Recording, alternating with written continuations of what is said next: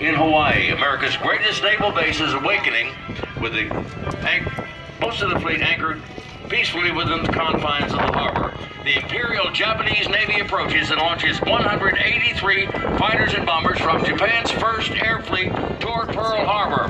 So confident of total surprise are the attackers that as they approach the island, the coded signal indicating a totally successful raid is flashed back to the carrier task force before the first bomb falls.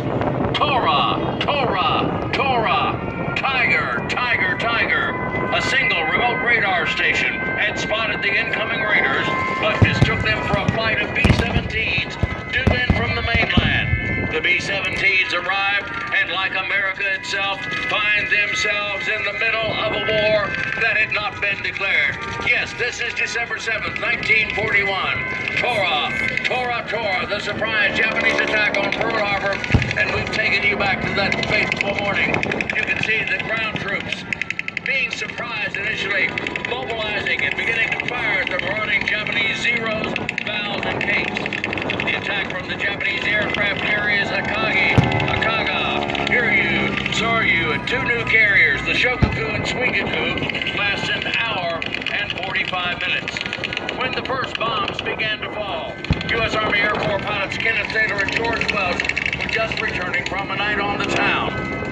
These two brave pilots raced to their planes, which were fueled and armed for aerial combat practice, and found themselves in the middle of the real thing. The two second lieutenants caught up with the Japanese at Iwa, a Marine base and auxiliary field close to Pearl Harbor and Hickam Field, simulating those two brave lieutenants, Mark Allen in the Curtiss P-40 Warhawk, taking off to engage the Japanese. Taylor and Wells quickly ran out of ammunition, landed at Wheeler Field near the center of the island, refueled, reloaded, and took off to fight again.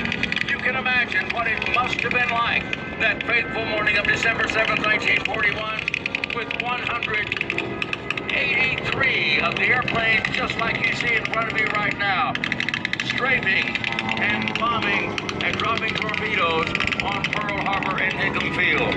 Our two brave P-40 pilots are credited with downing 6 Japanese planes before their own planes were disabled.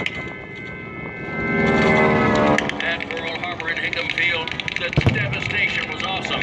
Along the eastern edge of Ford Island, in the center of the harbor, 7 of our battleships lay at berth. The California, Oklahoma, West Virginia, Tennessee, Arizona, and the Nevada. The Japanese hit first with Cape torpedo bombers, just like the one you see coming in from the right there. The initial wave of Cape hit the Oklahoma, California, Nevada, West Virginia, and an aging target ship, the Utah. These Capes were equipped with special shallow-running torpedoes designed specifically for the attack on Pearl Harbor. You see, the shallow waters at Pearl Harbor would not allow the use of normal deep-running torpedoes, thus removing any doubt that the Japanese planned this attack well in advance. Then came the Val dive bombers, armed with 1,700-pound armor-busting projectiles made for 16-inch battleship guns, but converted to aerial bombs. These planes dived down on the Nevada and Arizona.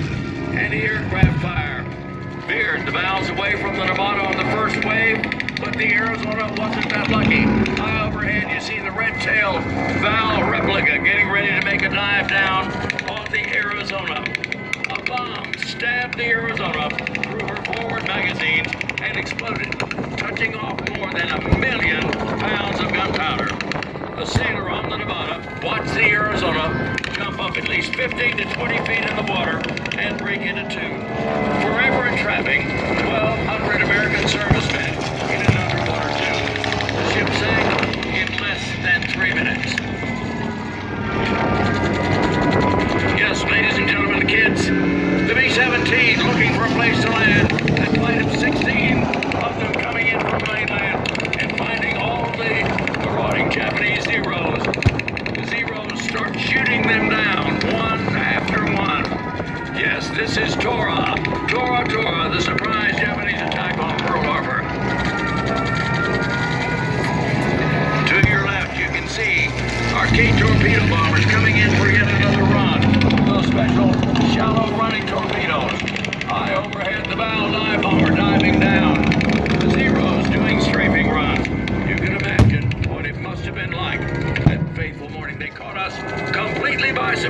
on December 7th, 1941. At Bellows Field on the northeast coast of the island, more of our U.S. Army Air Corps pilots were racing to their P-40s.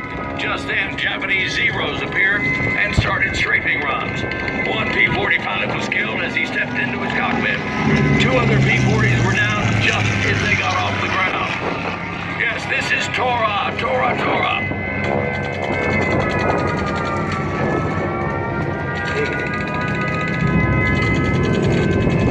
As you see that B-17 coming around the field, you can imagine what it must have been like when that flight of 16s, B-17s, coming in from the mainland arrived and are immediately attacked by the marauding Japanese Zeros. In the confusion, unfortunately, the B-17s were shot at by friend and foe. The friend being on the ground, reenacted by our ground reenactors with the machine guns on the Jeep and the armored personnel carrier there. The frightened crews of the B-17s landed wherever they could, one of them in a pineapple field not far from Hickam Field. Yes, folks, this is the surprise Japanese attack on Pearl Harbor, and we've taken you back nearly 75 years. It will be 75 years on December 7th of this year. This is TORA, TORA, TORA, the surprise Japanese attack on our beautiful and serene Hawaiian Islands. The Curtiss P-40 Warhawk simulating those two brave pilots that were able to actually get into the air. The K torpedo bombers dropping those special shallow running torpedoes. The Zeros doing strafing runs. The Valiant bomber diving down with those 16-inch battleship guns, ammo for the guns that were converted into aerial bombs.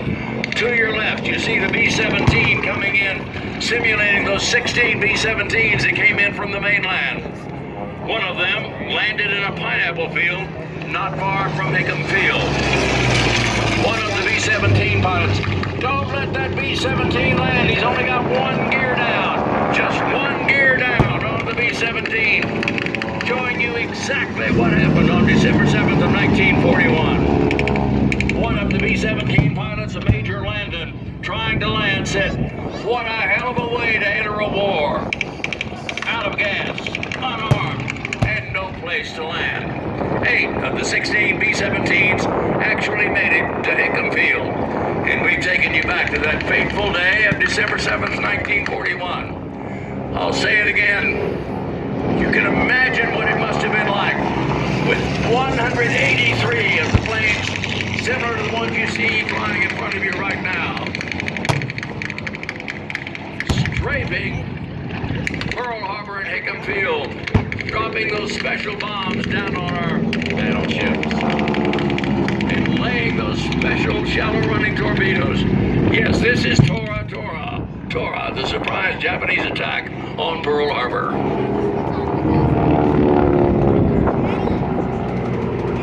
There's a smoke break again.